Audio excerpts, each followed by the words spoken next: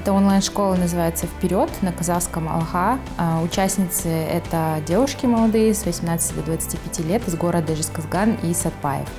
И мы обучаем разным навыкам, которые они могут монетизировать, такие как ведение самостраничек, создание веб-сайтов, публичные выступления.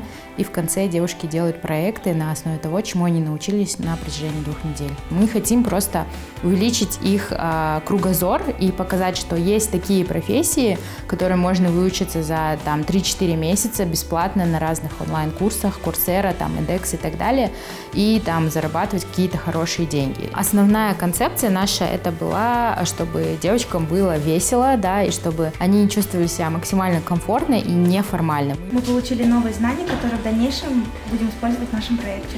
Мы получили знания в плане создания веб-сайтов, в плане продвижения СММ, которые помогут нам в продвижении. Понравились тренинги, которые организация ПРООН сделала для нас, для наших возможностей.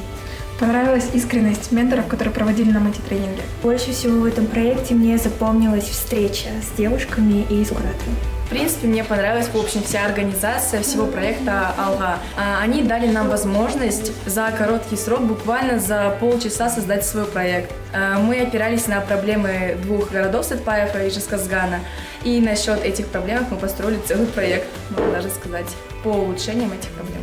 Опираясь на эти проблемы, мы пришли к тому решению, что мы будем стараться, чтобы в нашем городе Сатпаев открылся интеллектуальный клуб для молодежи. В рамках этого проекта я улучшила свои навыки произведения проектов, я улучшила выступление перед публикой. У меня страх все больше уменьшается, когда я выступаю перед публикой. Это тоже помогает в будущем. Открыла Инстаграм для своей платформы, создала веб-сайт и начала уже вовлекать аудиторию, начала создавать контент. У меня уже есть 3 поста, 2 поста про Томирис, это уже в сфере истории, и 1 пост по философии о душе.